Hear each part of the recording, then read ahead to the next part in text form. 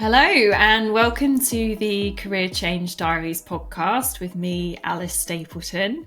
And today we are joined by Hector Hughes, who quit his job in a tech startup to launch the business Unplugged off the back of a silent retreat in the Himalayas. So quite excited to hear about how that all came about and what it's all involved. Sounds like quite a cool career change. So thank you, Hector, for joining us. How are you doing? Yeah, all good. Very excited for this. We obviously have spoken on the phone a few times, but first time face to face over Zoom. So really good to be here. Yeah, lovely to meet you virtually. Okay, so we'll dive straight into it. So tell me a little bit about your career before Unplugged. Yeah, so I didn't manage to get any jobs straight away out of university. Applied to a whole bunch of grad schemes in a whole bunch of sectors and didn't get anything. So a friend of mine suggested just going to work at a startup for a year and then reapplying in a year's time. So I applied to 20 startups. One of them offered me a job, which was a company called Nobly POS. And it's basically a job in sales for iPad till systems. So if you go into a restaurant or a cafe and they use an iPad for the till.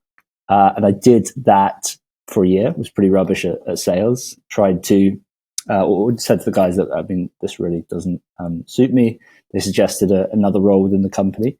It was an early stage startup. So I was the second employee on the commercial side.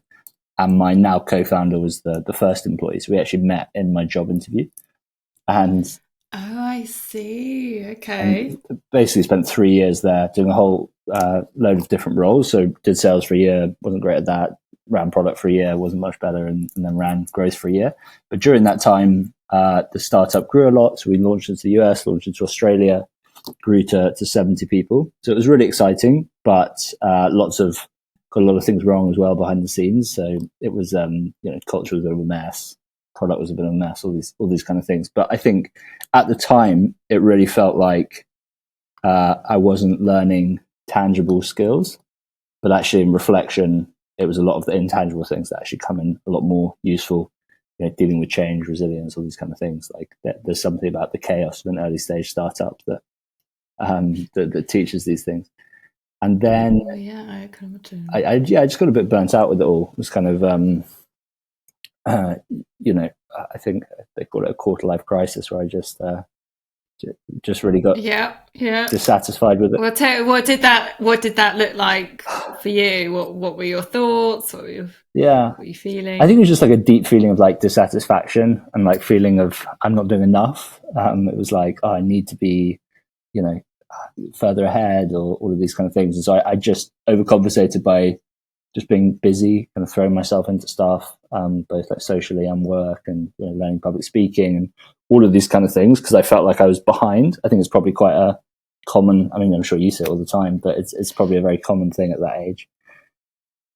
Yeah, absolutely. I think there's quite a lot of pressure to somehow get your life sorted in the space of like 2 to 3 years, and there's all these like markers of supposedly where you should be by a certain age, and if you're not there for whatever reason, usually quite valid reasons, it causes quite a lot of pressure.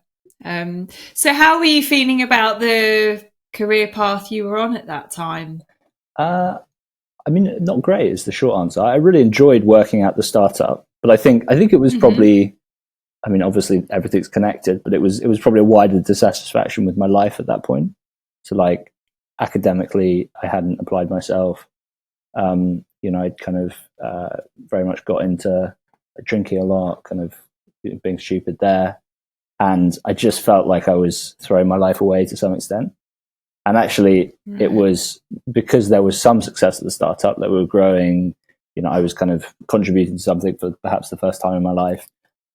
That then offered a real contrast of like, wow, I'm really not happy with how I'm living my life. Like I've always been a bit of a people pleaser, and I felt like I was living life on other people's terms. It was just kind of going along with, just being a yes man and kind of going along with whatever was going on, rather than really taking control of my life and doing what I wanted to do. And who did you feel were were making the moves then? Who and what were you saying yes to? I just said yes to whatever. But yeah, I just spent a lot of time, socializing, going out. Like, for example, so Right. actually around the time I started Unplugged, which we can get onto, a month after I gave up drinking completely, after a decade of that being a huge part of my identity. And that was incredibly liberating because I realized that like I don't actually like getting hammered and going out clubbing. I mean, obviously it's fun at the time, but it really wasn't. It just really wasn't kind of filling me up. And I like feel much more like I'm kind of living life on my terms now. Like I discovered an introvert that I never knew I had because I basically spent the whole of my teens and early 20s with people, at the pub, going out, like all these kind of things. And then discovered that I actually really love just spending an evening and reading, and that's like my dream evening now, which is took me a while. Well, yeah, it does. Well, as you say, it can be quite liberating, but it's quite challenging in the process, I imagine.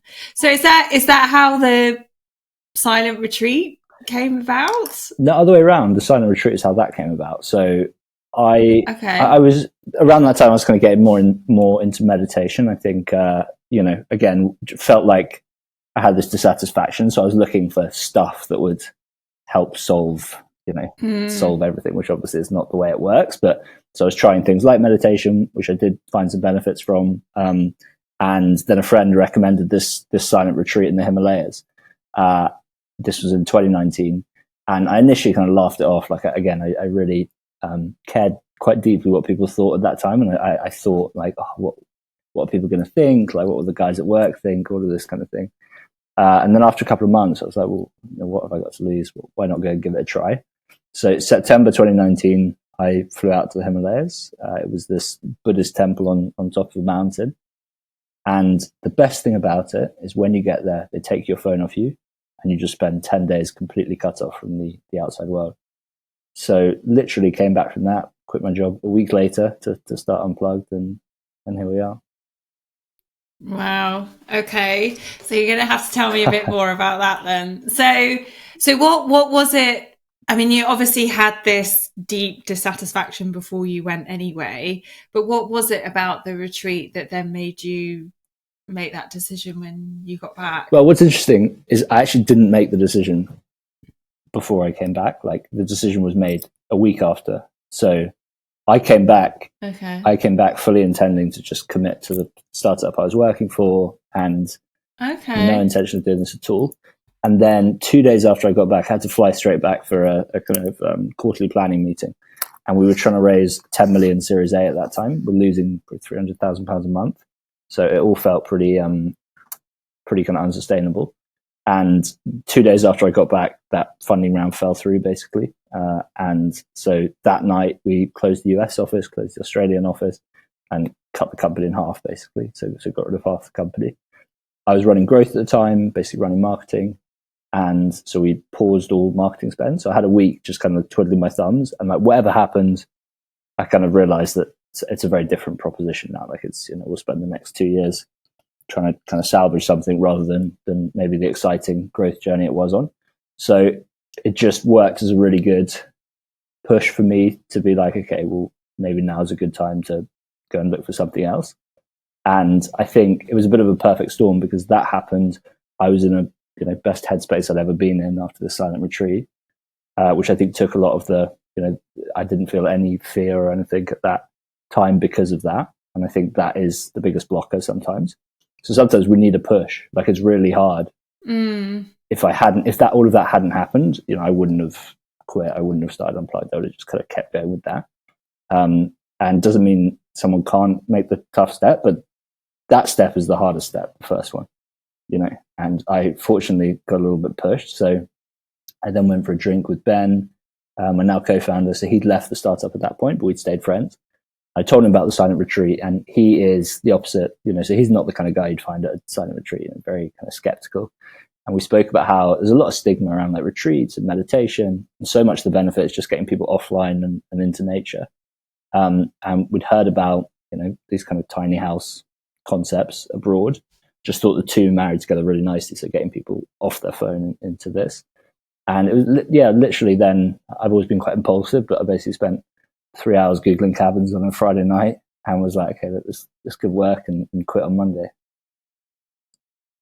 Okay. Wow. So what, and when you say you were doing all that Googling and you were thinking, okay, yeah, this could work, what was it that you were coming across and seeing that gave you that confidence? Well, I think I'm probably, to my discredit, sometimes a little bit of a gambler by nature, so I didn't need much persuading. But I basically just spent 3 hours Googling where we'd buy a cabin from, like trying to get a rough idea of how much it would be. But people, I often get asked like, how much, validation and market analysis and all this kind of stuff we did before we started, and that was it basically. Because I think you can over intellectualize these things, and the best thing to do to test any idea is to get it started. And that's obviously much easier said than done. But from my point of view, the test was getting the first cabin live, which took us 9 months. But yeah, I think sometimes you just got to kind of take a bet on these things, because it never works out like you expect it to, and there's a million reasons not to start something. Like when my dad's a lawyer, both my parents are lawyers, and when I told him about the idea, he was like, "This isn't going to work. Like, you need planning permission. Like, you'll never get us off the ground." And he said that for the first few weeks we spoke about it, and in many ways he was right. Like there were some obvious blockers, but you kind of have to proceed and just assume you'll figure it out, because there's going to be so many issues that you didn't expect, and there are so many that you expected that aren't actually issues. And it's just about momentum and getting started sometimes. Yeah. So yeah, and how else did you kind of deal with that? Well, not necessarily negativity, but pushback. It just sounds like you had this sort of inner confidence of, okay, well, I'll find out for myself, or what allowed you just to keep going? I think it really did help doing it off the back of silent retreat, because I think I was in, as I said, the best headspace I'd ever been in. And like, it was a very empowering. It's just that clarity. Yeah, and like one of the biggest learnings from that retreat is that like no one cares, and everyone's so busy like worrying about themselves that no one's really that worried about you. So that was like the perfect insight to take into this, because it's so easy, and I still did it for sure, but much less than I would have. It's so easy to worry, to spend all of your time worrying about like what people are going to think of this, and all these kind of things. And the truth is, like, no one's really watching, especially at the start. And they'll kind of vaguely notice, but you can kind of take a lot more risk, make a lot more mistakes than you think you can, because like from the outside, the success stories look like just kind of endless success all the way through, but actually when you're on the inside of any of these things, then you realize that it's actually just failure after failure after failure after failure added up. Like Unplugged is starting to look relatively successful, especially externally. On the inside, it still just feels like we're failing. I'm failing every day. Every day I fail at something. And honestly, I still feel like most of what I do, I fail at, but it just kind of adds up to be a success. So it's interesting. Yeah. Was it in what way? Well, I mean, for example, startup strategy or anything, like whether it's a fundraising strategy or a marketing strategy or whatever it is, like strategy done well, I think is just a simple idea executed well. And it's like executing it well is so hard. Like that's what's really hard. It's like, it's not coming up with a brilliant idea, it's executing it. And it's a bit of a tangent, but there's a great book on war called On War by Karl von Clausewitz, who's a Prussian soldier in the 19th century or something. And there's one chapter in that that is so applicable to startups, where he talks about the friction in war. And he's like, what's hard about war is just there is this constant friction that's just kind of ruining all your plans, and you just have all these crazy things going wrong.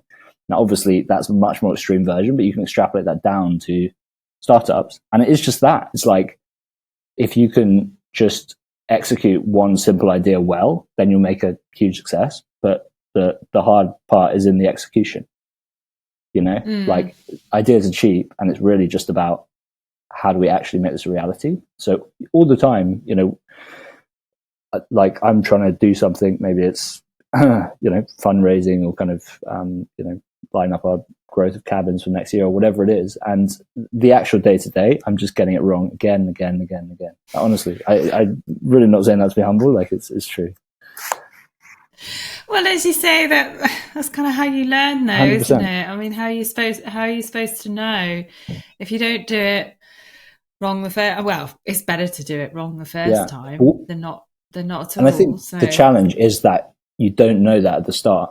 You don't know that you're supposed to get it wrong the whole time, and like that's where the learning comes from. Like you might know it intellectually, but there's a good quote as well: "Beware of wisdom not earned." And it's like you can be told an idea, but until you actually gone and got it, it's like the classic mistake startups make is overhiring.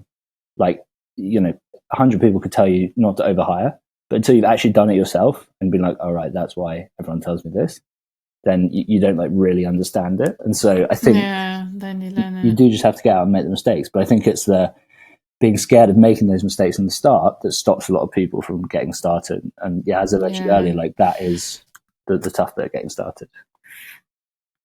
Well, and I think that goes for whatever career you're looking to move into. To be honest, I think there's just such a fear that it's going to be a mistake and that it's not going to work out, and it just holds you back completely. Okay, so just going back to you quitting your job on that, was it the Friday or the Monday? Did you say the Monday? So how did you then go from that to starting Unplugged? Yeah, so Unplugged's a nice and simple business, which is just digital detoxes at cabins. So pretty simply, we just kind of needed one cabin. I didn't have savings at that time. Obviously, after quitting my job, didn't have income, so maybe I had a month or two's notice. So my first thought was I need to make some money to fund Unplugged. So actually, the first thing I did was started another project company, whatever you want to call it, which was called Hoodies for the Homeless. And the idea was that we would sell hoodies, and for each one we sold, we would give, we'd donate one to Crisis, the homeless charity. So it was around Christmas, so we thought it would be a nice kind of Christmas campaign. And I just made so many mistakes with that. But the one statistic we saw is that there's I think it was 8,898 homeless people in London in a recent survey at that time. So it was like, cool, we'll sell that many hoodies, and we'll just plan the whole business around that. And then obviously it didn't work out like that. So I ended up doing this campaign for a month or two, sold 250 hoodies instead of 9,000, and ended up losing money on that particular initiative. So it wasn't the success that I wanted, but it did help get some mistakes out of the system, which was really good. So it was a kind of almost a mini kind of MBA in those 2 months. And then I really didn't know what I was going to do about money. The cabin's about 50 grand. So the thinking there was that we'll just order a cabin and then we kind of have to find the money. So it's a good forcing function. We know if there's a cabin coming, then we've got to pay for it. So that was easy, the ordering, but not the paying for it. And then very kindly, so Ben was still working. He had a job at another startup at that point. And he actually stepped in and said, "Look, why don't I just pay you? You're going to be full time on this, so why don't I just pay you half my salary, basically?" So, oh my God, that's very generous. Yeah, it's amazing. I think he heard it on a podcast that some other founders had done that, so put it forward, which was really good of him. So that was a game changer. So he kept working right up until we launched the first cabin, which was the first kind of 7 or 8 months, and basically funded me during that time. So that was great. And then to fund the cabin, we basically just scraped money together from wherever we could. So we tried to did a friends and family funding round just as COVID hit. So we ordered our first cabin in February. COVID hit in March. So that didn't help things. Managed to cobble together about 23,000, I think, from friends and family, which is about just under half of what we needed for a cabin. And there's a very good Virgin startups loan program. So we got a 15K Virgin loan. Okay. Yeah. And then I think that was enough to get, and then Ben made up a 4 or 5K because he actually had some savings. And then we and then managed to get the cabin launched around that time, and then that allowed us to get the last a couple of investors came in for another 7K or something. So it was really scrape money from wherever we can get it, type thing. And what kept you going through all of that?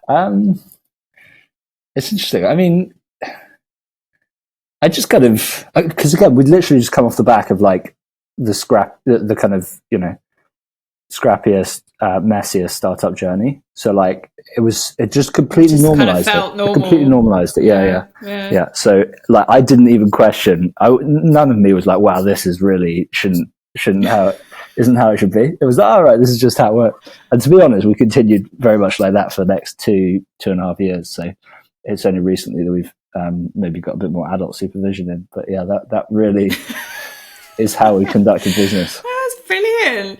But I just think that's so great to hear because, I get the sense that people think it has to be, so perfect and so planned, and you've got to have this business plan and the investments all got to be, very informal and structured. And actually it's really great to hear that you can just sort of organically let it grow in a way.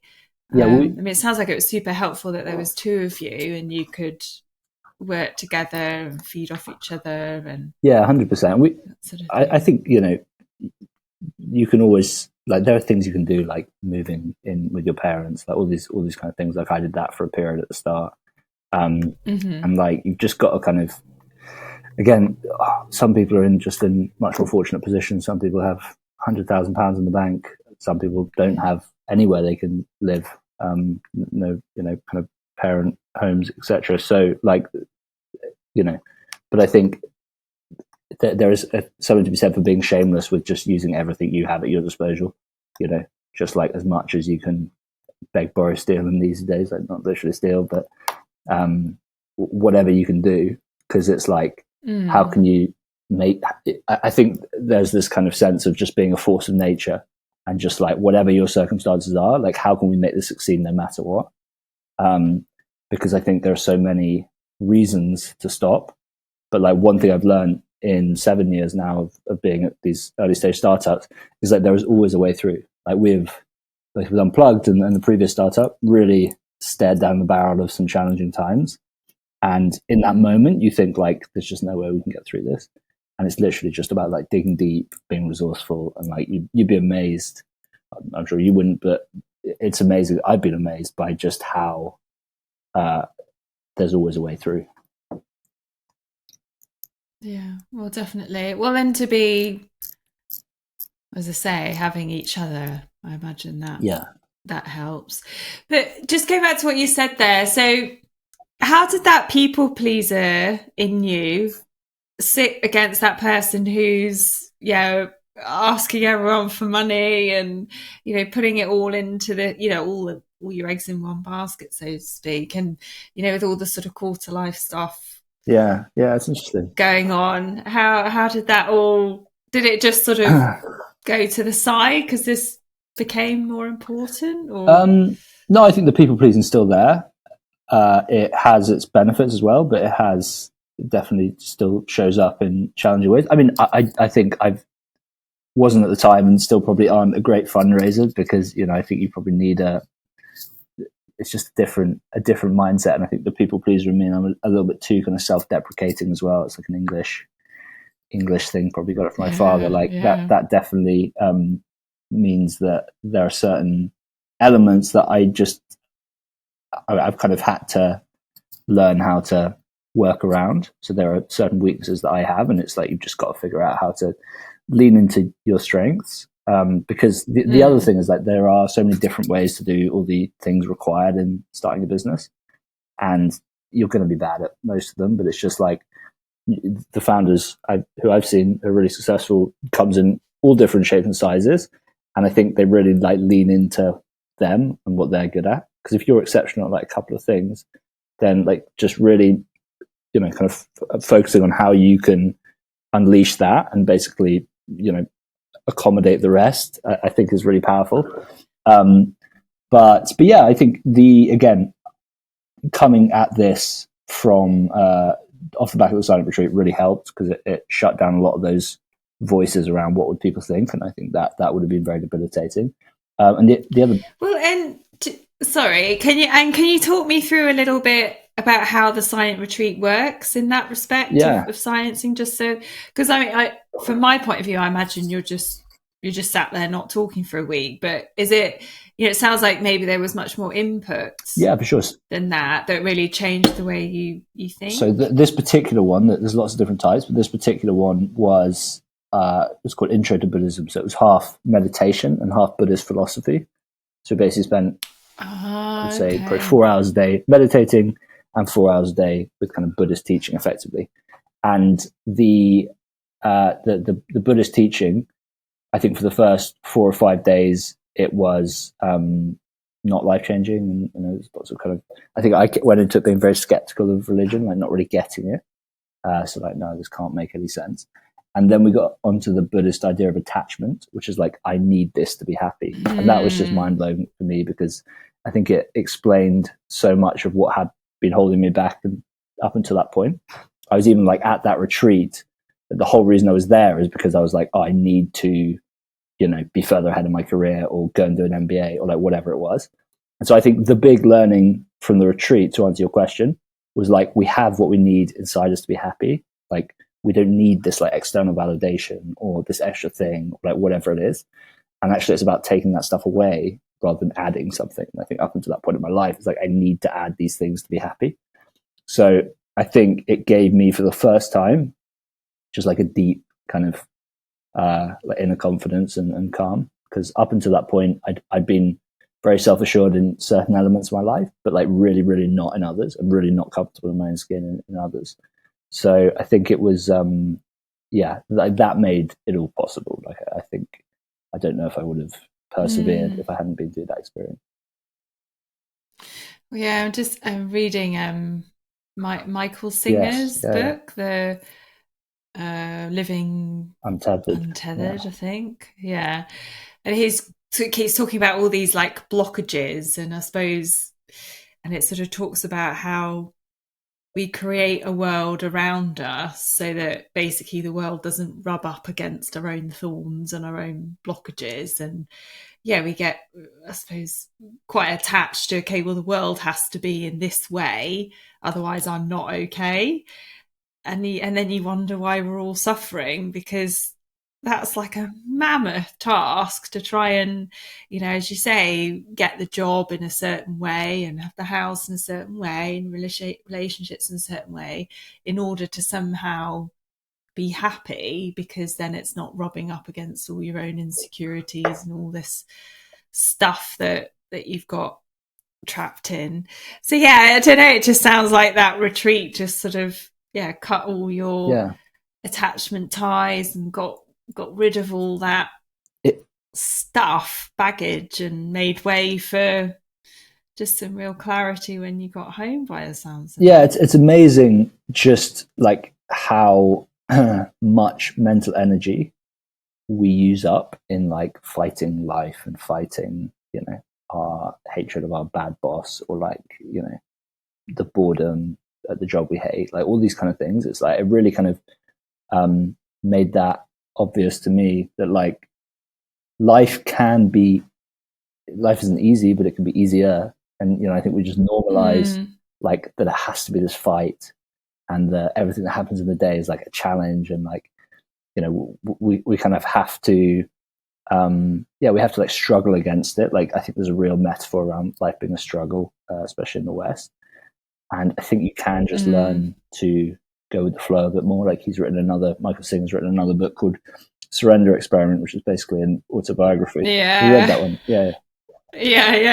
He's literally just like, just go with the flow. Yeah, exactly. Like, everything just happens, doesn't it? Exactly. It's mad. Yeah. I mean, for anyone who hasn't read it, the kind of simple synopsis is he basically starts meditating, decides to go with the flow, and ends up living in a temple in the forest and founding $1 billion tech company. So that's the basic idea. And that might be a bit of an extreme version, but there is a lot to be said for just surrendering a bit more and like not fighting life as much, because I think then things really do start to fall in place. And I also don't think it's binary in terms of you learn to do that and then life just gets easy. Like I definitely felt for the year or two after the silent retreat, I just had this sense that like I completed life and everything was easy and like, you know, I wasn't going to face any problems again. And then life comes around and hits you and challenges you in ways you didn't expect. So I do think life is cyclical and we go through seasons. But, you know, each time you can kind of progress and push yourself forward and just like, yeah, I think learn how to ride life.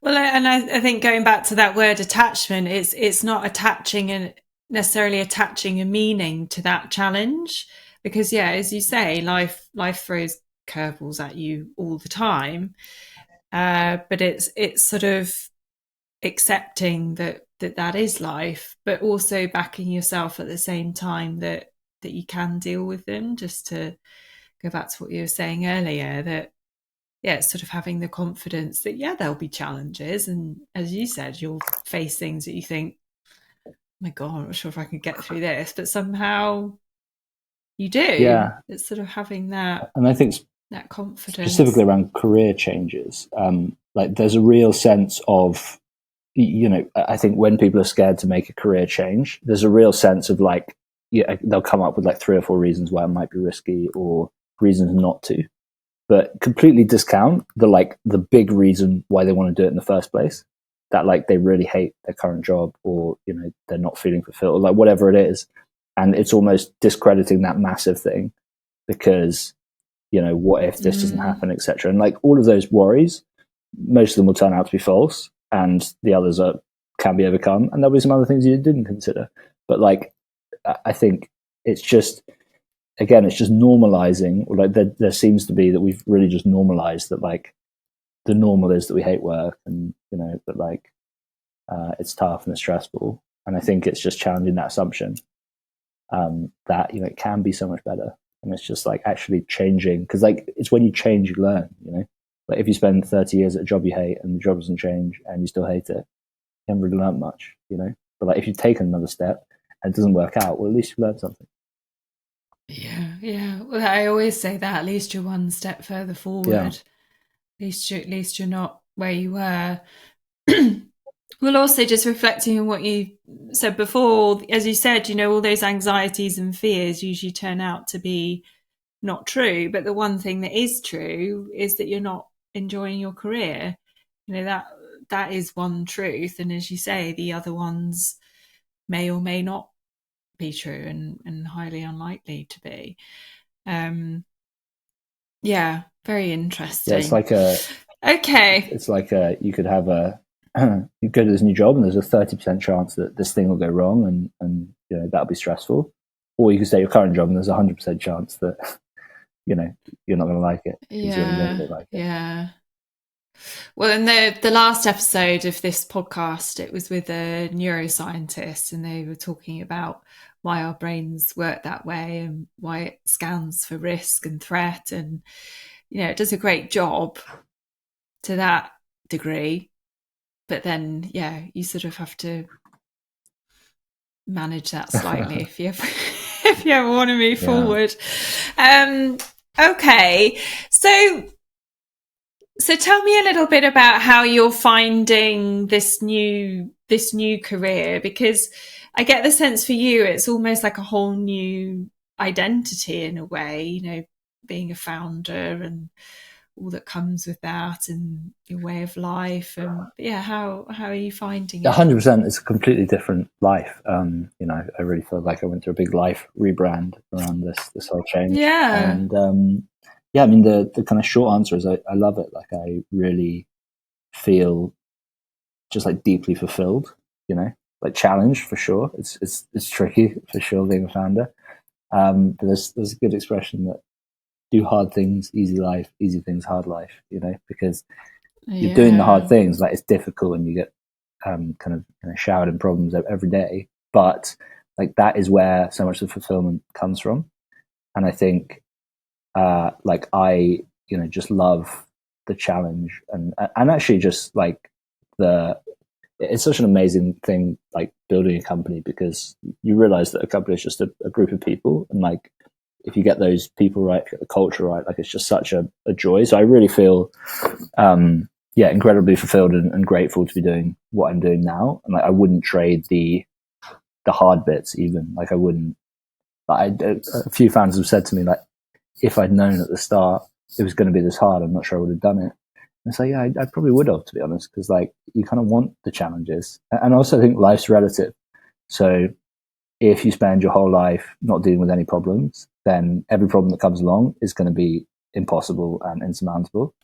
But if you spend your life, being buffeted by problems, then everything else is much more manageable. So I think it's an incredible experience. I've also always liked change and like seeking change, and it's obviously a job where everything's changing all the time.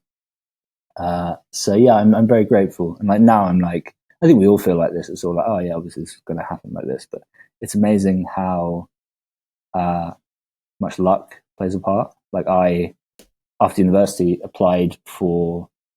I got to the kind of final stage for Teach First for a high frequency trading job and for like a accountancy job. And luckily, in hindsight, I didn't get any of those. But if I did, I would have ended up, doing those, and who knows how long for. But it would have been a completely different life. So I'm very grateful that I ended up doing this. But yeah, wouldn't always play it out like this. Yeah. Well, and how does that sit with you? Because I know so many people where they have all of these options, and yeah, they sort of fast forward. Oh, well, I could have taken that choice, and I'd be there. And yeah, do you ever sort of think about those different lives that you could have had? There's a really beautiful book on this called The Midnight Library. Have you come across that one? Oh yeah. Some on the bookshelf too. Yeah. It's just a wonderful book. Basically, I mean, as you know, it talks about so someone passed away, and I won't give any spoilers, but basically she looks at all the different paths her life could have taken, and the message from the book is that like the grass is always greener, basically, and like whatever happens, so she might have had this really good thing in this other life, but then not this thing that she takes for granted in her current life. And I think that is exactly it. So I actually don't really spend much time thinking about it. Like, and I also really don't. I try to spend as little time as possible thinking about like the end, the exit, whatever it is, because it is about the journey. Like anyone you hear who's sold a business and done the whole thing is like, oh yeah, I realized that it was all about the journey. So I think it's true of life. Like I heard a great quote the other day that we all end up at the same place in life, which is dead. And what matters is the journey and how we got there. So yeah, I really try and reflect on that and enjoy the process. Well, I think it goes back to what you were saying about attachment, and I think there's that. Oh, I don't know what the nice, neat term is, but obsessing about the destination, and that is it destination happiness destination? I don't know, something along those lines. Where you focus so much on the destination, you sort of think, oh well, I'm not going to be happy until I'm in that particular place. I think it's so helpful to reflect that it is kind of about the journey, because there is only one destination really for all of us. I can't remember what my question was now. It was about the different paths. Yeah. Well, so with that, how does that sit with you quitting your original career though? Because I suppose you could say, well, that was a path. Maybe life would have turned out one way or another. And yeah. Do you see what I mean? Yeah, I see what you mean. And I really kind of actually did stick with that startup for a long time. Like, there were lots of points when we kind of went through slightly ropier periods, and I'm glad I did. Like, I kind of really enjoyed like kind of riding that train at the time. But I think again, it's just that kind of surrendering, going with the flow, and I think you've got to back yourself sometimes. So it just felt right at that time. Yeah, well, I think it's sort of the sense that there may be a handful of things that you could do where life would be, equally okay, but then there are some where it's just not the case. Yeah. If that makes sense, where there are some careers and some options where it's just like, you know what, no matter how much I change my perspective or my mindset or my life philosophy, this work and this career is just never gonna sit well with me. Yeah, I also think it's just like not settling for unhappiness, you know? Like inevitably we're all gonna have challenges in life and grief. Like things in life are gonna bring us unhappiness. But like I think it's just not settling for that as the status quo. So that there's a good book called The Happiness Hypothesis by Jonathan someone or other that talks about how like happiness comes when everything in our life is like in the same direction. So like, you know, who our partner is lined up with like our values, which is lined up with you know, what we're doing each day. And it's just this feeling of like everything I'm doing feels right. You know, and then you're still going to get issues, and you're still going to have arguments with your partner, you're still going to have issues at work, like whatever it is. But it's like everything just feels, you know, like right and natural. And I think we like getting to that point is really hard, and there's a lot of luck involved to get there. But I think it's just like not settling for less than that. And it's not settling for like, well, fine, but I'm going to have to put up with a job I hate, or, you know, like at least the rest of my life is fine. Or like, yeah, I'm high flying, but, you know, my relationship's completely toxic, but like it's fine because I'll just bury myself in work, you know? So I think it's just seeking that like kind of, yeah, like contentment in yourself. Yeah, I was just about to say it's that I think we use the word happiness in the wrong way. Yeah. What we're really talking about is, yeah, just feeling content. And yeah, I think some careers and some jobs are just not aligned with that for some people.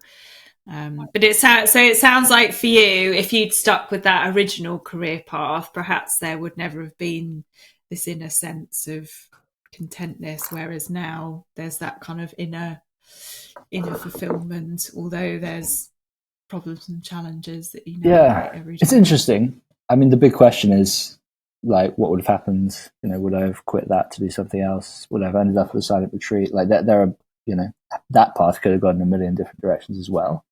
It wouldn't have worked out just like this, but it might have worked out in another way that worked well. So I think Yeah. even within the various paths we take, there's an infinite amount of other paths we take. So I think it's because that's the other thing. I think people get very caught up in this like regret, you know, like, oh, I made this mistake 10 years ago and now my life is ruined, you know, like you see it a lot off the back of Yeah. divorce. You probably see it a lot off the back of people who, you know, have kind of been dissatisfied with the last 10 years of work, like whatever it is. Like there's a real I don't know what it is, but there's something that really kind of holds us back there, where it's like, wow, I've really messed up the last few years, so I'm going to let it ruin my next few years as well. You know? So I think it's shaking that. Well, and alongside that, there's that, you know, the sunken cost fallacy. You know, Yeah, well, you know, exactly. especially in the legal profession or accountancy, where yeah, you've had to train, and you know, it's taken quite a long time to get there, and you know, there's the status and prestige, and yeah, there's this sort of sense of, oh God, but I've put Yeah, all of 100%. that in, what, and now I'm just gonna discard it. I felt a bit like that with my first career. It took me 2 years to train for it.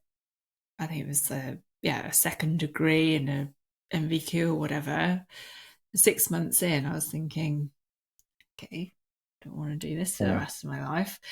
But you sort of think, oh well, maybe I should stay. Which, when you hear it out loud, you think, why would Yeah. you? Why would you just stay just because you've invested that time and that money? It seems a bit, I don't know. What helped you make the decision? Yeah.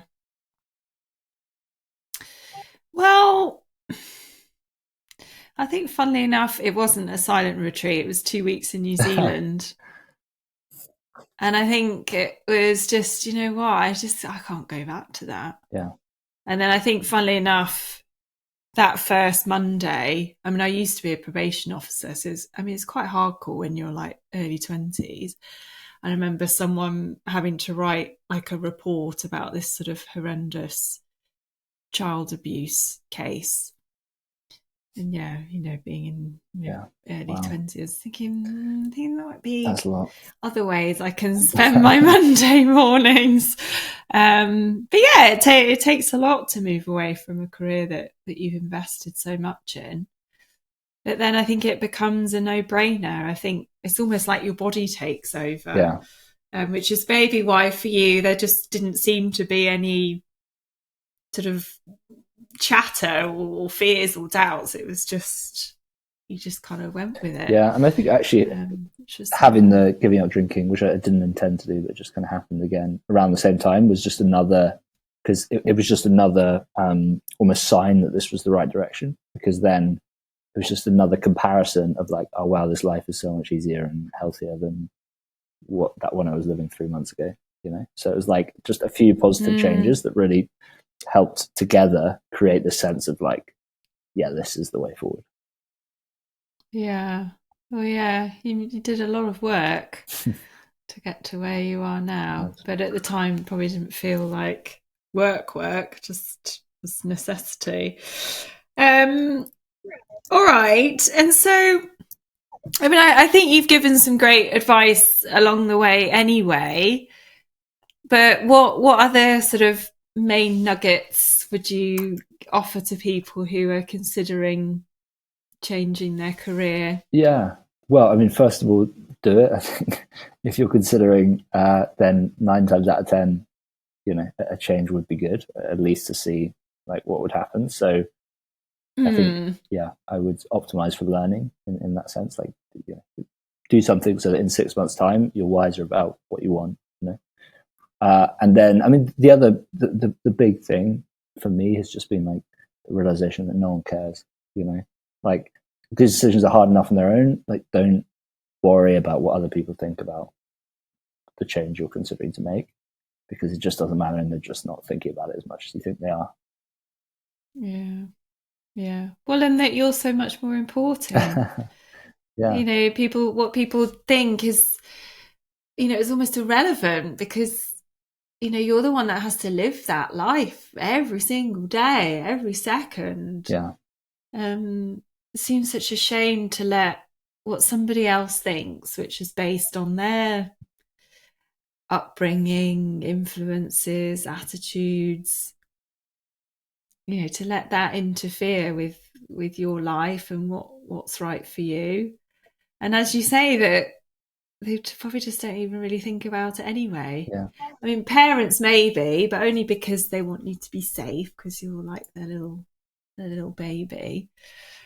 But yeah, for everyone else, I think it's probably quite a harsh reality that you're just a fleeting thought in their minds anyway. I think the ego is a bit like, what do you mean? No one's thinking about me, and I don't mean anything really. But yeah, I think it is such an important takeaway that no one cares. Everyone, we're all so self-involved. Yeah, that's the thing, is that I think what's really useful for realizing that is just think about how much you care about, other people's, like how much you're judging them for that. You're probably not thinking about it that much. And it's the same. Like, that obviously they are thinking about you probably as much as you're thinking about them. Yeah. Well, and that if you do judge, it says more about what's going on for you internally. If you think it's a bad idea, it's probably because you're quite risk adverse, or you're insecure that you didn't make that decision 2 years ago. Yeah, definitely. Well, yeah, because the amount of time clients say, "Oh, yeah, I finally plucked up the courage to tell my friends," and all their friends are going, "Oh, I wish I had the courage to do that." That's it, yeah. All that sort of thing. So, okay, great. And just out of interest, in terms of like starting a business, I mean, you mentioned the Virgin. Was that a loan, or was it a grant? Loan. Where else can people go for, either just in terms of navigating the finances or investment, like in those very early stages? What's accessible? Yeah, well, I think the biggest one is just reaching out to people who've a few years ahead. So, please, anyone feel free to reach out to me if it's helpful. Like I've got a huge amount just from reaching out to people. Like, you'd be amazed how generous you know, everyone likes to talk about themselves, really, don't they? So like people are very happy to help. So I think, you know, just dropping people a message on platforms like LinkedIn really works. And just don't be afraid to just ask people. Like, worst thing they can say is no, and you know, that's fine. And move on. In terms of more resources, I mean, yeah, there are a lot of programs out there. There's a lot of grants out there. I don't know that landscape too well. But what I would say is, yeah, just have a lot of conversation. Like, don't be afraid to put yourself out there and speak to people. And yeah, I think pretty quickly you can get pointed in some interesting directions. Okay. Well, yeah, and 3 hours on Google sounds like might get you quite far as well. Yeah. Okay, and so people can chat to you on LinkedIn, maybe Hector Hughes. And are you on? Well, Unplugged, obviously, on Instagram. Yeah, I'm very beautiful photos of your gorgeous cabins. But yeah, any other ways people can? That's it for me. I'm just on LinkedIn. Yeah. Also recently started a podcast, which is just the Unplugged Pod. Where you get your podcasts, or the brand Unplugged or Unplugged.rest on any channels. But yeah, we're very happy to kind of hear from anyone if. So what's your podcast? It's just on everything to do with switching off. So, you know, we have everything from anything from, you know, meditation to, we had the marketing director from Steve Bartlett's podcast the other day. So it's like the whole range about, you know, anything from social media to phones to switching off to doing extreme offline things. Like I had one guy who just spent 10 days on a desert island. So it's a real range. But yeah, just to kind of be somewhere where people can go to just listen to that conversation around switching off. Okay, I'll check that out. Well, yeah, I liked your poem on LinkedIn as well. It made me laugh because the first thing I did this morning, because I still have my alarm is on my phone, and then so yeah, I turn the alarm off, and then obviously you're like whacked with all the notifications. I was like, I just need to buy a old school alarm clock from the 80s or whatever. So yeah, it's very interesting.